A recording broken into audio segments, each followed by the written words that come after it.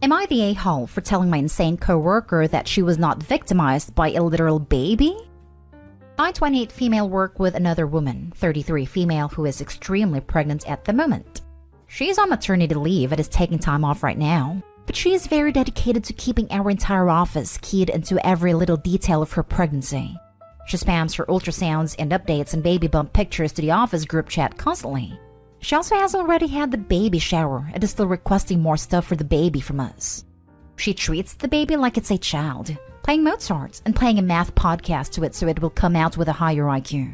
That's why I wasn't surprised when she showed up at the office for Bring Your Kids to Work Day, to make it about her pregnancy even though her kid has yet to be born. She started showing all the children her pregnant belly and telling them about it. My other coworker brought her baby too, who is a boy at 1.5 years old.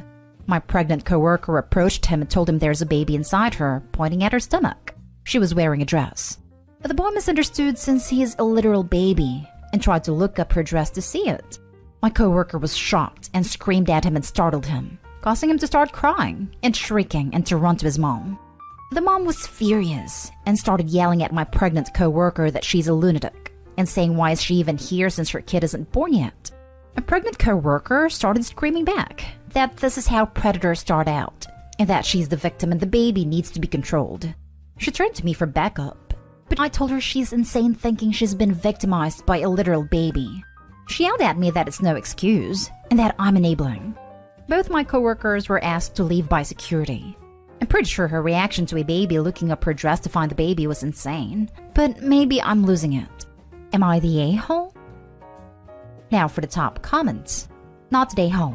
He's literally a baby and doesn't understand pregnancy. It was no way sexual, and her saying it was sexually deviant is in itself deviant. Yes, like babies see memories as food. Not the a-hole. A baby has absolutely no understanding of concepts like that. Probably doesn't even understand the concept of private areas yet. They don't even have self-awareness. Your coworker is insane. The pregnant coworker is clearly spending too much time on Reddit. Not the a-hole. It seems like that poor baby was just trying to see the other baby. And what's with the "that's how predators start out" comment she made? A 1.5-year-old baby is not doing anything of a sexual nature. Not the a-hole. Your coworker is interesting, less insane, and more self-centered. If she screams about a toddler looking up her dress, how on earth is she going to handle having a real baby that bites and throws things? I feel bad for her kid. Now for the next story. Am I the a-hole for mimicking my brother's tantrums to prove my parents treat us differently? My brother is 14 and I'm 15. It's always been really obvious to me that he's the favorite child and my parents treat him differently to me. His room is twice the size of mine. He gets money to go out with his friends and eat. But if I want to go out, I have to use money I saved for my birthday or Christmas or when grandma visits. I get in trouble for things he doesn't get in trouble for. There's higher expectations on me. And if my parents need help with something, it's always me they ask, not him. Stuff like that. I've been trying to explain to them that we get treated differently and they don't agree. They think it's just in my head. I would give them examples like how my brother is always really grumpy and barely speaks to them. But if I'm in a bad mood and barely speak to them for one day, I get in trouble. But they said it's different and got annoyed when I try to get them to explain why. My brother has been doing this thing lately where he gets annoyed about something. I think it's when he loses in a video game or his game freezes or something, but I'm not sure because it's always in his room. But he starts swearing and slamming his hand on his desk. Then he stomps around house slamming doors for like an hour. This happens maybe once a week. It scares my cat and honestly it scares me too. But my parents just ignore it. He did it yesterday while I was holding the cat. My arms got shredded because the cat panicked. I asked my mom if she's gonna talk to him about his outbursts, and she said I should just ignore it and he'll grow out of it. So today, I decided to test out what happens if I do the exact same thing as him. I waited until the cat was on the other end of the house so I didn't scare him, and I swore and thumped my hand on my desk.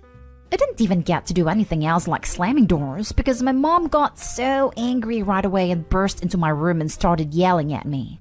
When she took a breath, I said, "Okay, so now you've practiced with me. You can tell my brother off next time he does it, right?" And she got even more mad and said I need to grow up and stop focusing on my brother so much. and that I should just focus on myself because it's up to my parents to decide how to deal with our behavior, not me. So now I'm grounded for swearing once and thumping my head on my desk once. But my brother does that and then slams doors and stomps around the house like once a week and has never even been told to stop. And still my parents won't admit they treat us differently. My dad even came in later to tell me off all over again for copying my brother just to prove a point. But wouldn't acknowledge I did actually make my point. Just kept saying I was just being immature. Am I the a-hole? Edited to add. I think a lot of people are reading too much into this, maybe based on their own experiences and assumptions. My parents are totally fine to be around, except for the fact that they're strict when they think I'm out of line, but not with my brother. We get along fine every other time. Just because they're hypocrites doesn't mean they're psychos. My brother is not autistic. He's just recently gotten anger issues and my parents haven't bothered to do anything about it. He's not even completely dependent on them. Like, he cooks his own meals and cleans his own room and does chores just like me. He just gets extra money and a bigger room and doesn't get called out when he's being terrible. Not stay home. But my advice to a 15-year-old in your situation is to conform as much as you can. Get the absolute best grades that you can. The best education you can. And every possible benefit you can out of your parents. Even if it means sucking up. Then get the hell out. So many young people waste their possible advantages fighting about petty things. Listen, kiddo. One day you're on your own. I promise you, your parents suck in so many ways. Are you right? Are you wrong? Yep, it doesn't matter. Take what you can get and get out fast. Listen to this and trust me, your family will suffer through the special snowflake they are raising. They're messing up your brother for life, not being fair to you. Get the best education and use your time wisely for a better future. He will make it difficult for you if you call out their behavior. Good luck. Kid is too young to get it now. But OP, your parents are doing a disservice to your brother. Keep your head down because you need your parents' help to get into a comfortable situation, and compromising your future over petty things like this would be dumb. This is a situation where it doesn't matter if you're right. Do as the Stoics do, and don't try to change something you can't control. The only way you win is by getting a good education, and a good life after you left your home, which you wouldn't want to happen too quickly. I know what you mean. I am the eldest of 5 boys. The smaller kids get treated way better than I ever was. It doesn't matter, because it helps you later on. Not stay home. If your parents don't see the issue now, they probably never will. Sorry to say, but while he will probably get assistance for college, his first apartment, and perhaps wedding, you probably won't. Consider now how you want your life to be. Seriously. Start a game plan and make it happen. Think serious about careers, college, and how much money you want to make. They may not be there for you, so you are all you got, kid. Be financially independent sooner rather than later. I hope you are happy and make a ton of money. Adam, see how soon can you get your own bank account without your parents as co-signers? When you are that age, get one and put all money in there. In the next few years, gather copies of all your important documents. Next story. Am I the a-hole for leaving a letter on my mom and siblings' grave that hurt the feelings of my blended family? When I was 7, I lost my mom and twin siblings. She was 7 months pregnant with them at the time. And all I knew back then was she went to the hospital. And 2 weeks later, I was told she wasn't coming home and the babies wouldn't be either. My dad met his second wife, Nora, 7 months later. She was a widow with a 2-year-old and a 6-month-old. They fell in love fast and decided we should be a family through adoption. I didn't want to be adopted, and said so and asked. They told me it would mean so much to everyone and would be good for me, because I would be able to stay if something happened to my dad. So I agreed to it, but was never actually on board. They call themselves my parents. She introduced herself as my mom, and my step-sibling said we were just siblings. I fluctuated a lot, and was put into therapy to try and remove the step permanently. But the feeling was never there. I missed my mom and my siblings.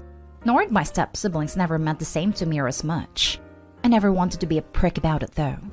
It was the 10th anniversary recently, and I went to the grave and placed a note on there basically saying how much I missed them, how I wish I had a chance to be the twins' big sister, and nothing was ever the same without them or mom.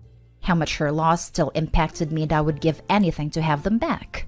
Since nobody but me really visits the grave anymore, I didn't see the issue with it.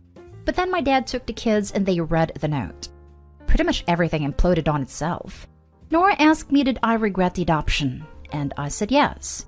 My dad asked how I could write something that would crush Nora and the kids, because the note made it pretty clear he said to anyone who read it that I considered my mom and the twins my only mom and siblings, that even without being stated directly it was clear. I told him I did not expect them to see it, that nobody else had visited the grave in 4 years. He told me it wasn't an excuse because I still left it there, but I also feel that way after close to a decade. And imagine how painful it is for them to realize they love someone who never returned it, who never wanted it, even though everybody else has been happy. Nora told me I need to consider whether I'm going to work on moving past this and embracing them fully the way they've embraced me, or whether we're going our separate way as soon as I turn 18. Dad said they will pay for therapy if I am willing to love and accept them as my mom and siblings the way they deserve. Am I the a-hole? Not the a-hole. I'm so sorry for your loss, and the way your dad and stepmom have steamrolled over things. You were 7. Out of nowhere, you were told your world had changed. I wonder if you actually got enough time, space, and support to process this? You left a letter for your mom and sibs. No one else had a right to read it, much less take offense. From what you say, you weren't saying anything against them. And now you are being threatened with being kicked out at 18 if you don't come around? Take up the therapy if you can. But they should have learned a long time ago that love is grown, not forced, and that the heart expands. Loving is not a zero-sum game. And they should stop being offended that you have room to love your mom and siblings still too. I would say no. It was all very confusing for me and very fast. But I don't know if Dad would have been able to go any slower and do the best for him. It comes down to he made the choice. He made to try and be the best dadded person for me, which I get. It was right for him in the end, but for me? Probably not. Not stay home. I'm trying to wrap my brain around removing a note from a grave and then confronting the person who wrote it. It wasn't for the person who lifted it. If you wanted them to know those things, you'd tell them. What did your dad hope to find? A letter saying how you're so happy with your new and approved family? How could he not lose your trust regardless of the letter's contents? I also think there is a level of erasure going on here. Your dad wants his new woman to replace your mother, and that's just not a healthy thing to do, even if it makes his choices feel good. Your stepmom cannot be your actual mother. She can work to fill the role in every way and earn your love/affection over time, but this isn't the kind of thing you go to therapy for. A therapist isn't going to say, love this woman like she deserves or something. It's not how therapy works. Hell, I'd take them up on the offer. Tell the therapist this is the outcome you are being punished until you achieve. See how fast the therapist corrects them. I think it was less erasure because we used to all visit both graves. But I think what happened was they thought it could be the same, equal, and could make everything better for me the way it did for them. If the younger kids could grow up not feeling like they missed out, then I could too. Last story is titled, Am I the a-hole for telling my parents they don't get to put their feelings first in this and they aren't the only ones struggling? 8 months ago, my sister found out she was not our mom's bi kid. Our dad was married to her bi mom, and her mom died soon after she was born. Dad met mom when she was 13 months old, and mom adopted her and they decided to raise her believing she was mom's kid. They cut out her grandparents and extended family because they wouldn't go along with being just family acquaintances. My sister told me they were in her life for a while, but once Dad met Mom, they wanted no other mom in my sister's mind. So they decided they couldn't be grandparents or aunts and uncles either. It all had to be just like general people, not family. Grandparents' rights weren't a thing in our state at the time, and so they could just shut them out and act like they never existed. The only kind of hint we ever had looking back is when my sister needed her birth certificate for something when we were kids, and we were not allowed to help look. Our parents were actually mad at us for trying to help. At the time, it was weird, but we didn't think about it too hard. Looking back now, it is more clear. My sister found out when her cousin tracked her down on Facebook and made contact. It was a whirlwind. She was hurt, mad, felt betrayed, and questioned how she could deal with the news. She ended up making contact with her mom's family, and it's been going really well. Now, she and our parents fight a lot. They wanted her to make no contact. They said it wasn't fair on Mom who raised and loved her, it is her real mom, and that she didn't need those people. It got nasty.